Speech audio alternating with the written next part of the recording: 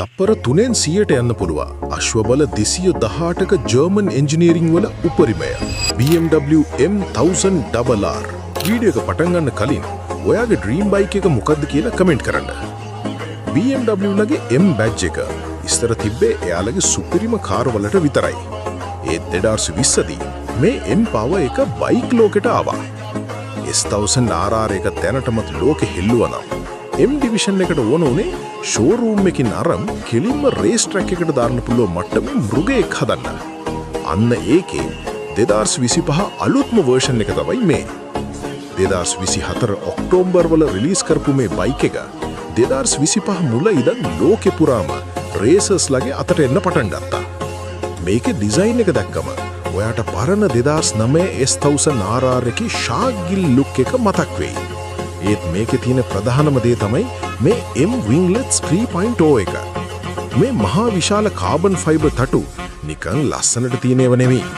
පයට kilometre 300ක වේගයෙන් යද්දී kilo 3ක බරකින් bike එක පාරට තද කරලා තියාගන්න මේවට පුළුවන්. කෙටියෙන්ම කිව්වොත් M1000RR කියන්නේ නිර්වද්‍යකාවය හොයන රයිඩර් කෙනෙක්ට හදපු උපකරණයක්.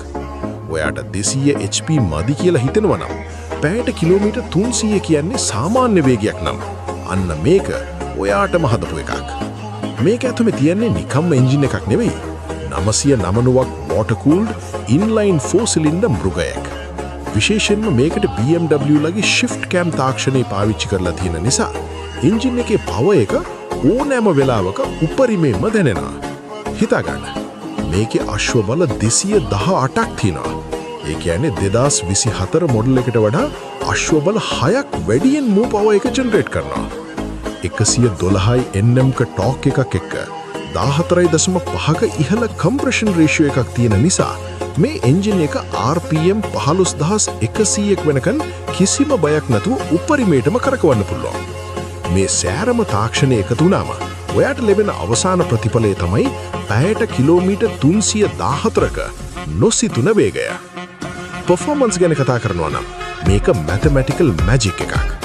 0 ඉඳන් 100ට තප්පර 3.1යි. 0 ඉඳන් 200ට තප්පර 7.8කින් යනවා.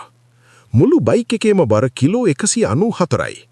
මේකේ තියෙන ස්ලයිඩ් කන්ට්‍රෝල් සහ බ්‍රේක් ස්ලයිඩ් ඇසිස්ට් නිසා ඔයාට ප්‍රෝ රේසර් කෙනෙක් වගේ බයික් එක මීට කරලා කෝනර් එකකදී ඩ්‍රිෆ්ට් කරන්නත් පුළුවන්.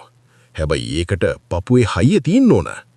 සස්පෙන්ෂන් විදිහට 45mm fully adjustable USD fork එකක් සහ පිටුපස්සට central monoshock එකක් එනවා.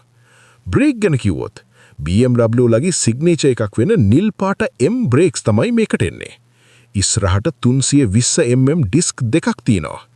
බයික් එකේ බර අඩු කරන්න මුළු රෝද දෙකම හදලා තියෙන කාබන් ෆයිබර් වලින්. ඉතින් මේ පාර යන රොකට් එක ගැන ඔයා මොකද හිතන්නේ? බයික් පදින ඔයාගේ යාළුවෝ මෙන්ෂන් කරලා වීඩියෝ එක ෂෙයා කරන්න. මේ වගේ තවත් සුපිරි බයික්ස් ගැන දැනගන්න අපිව ෆලෝ කරලා තියාගන්න. Safe ride.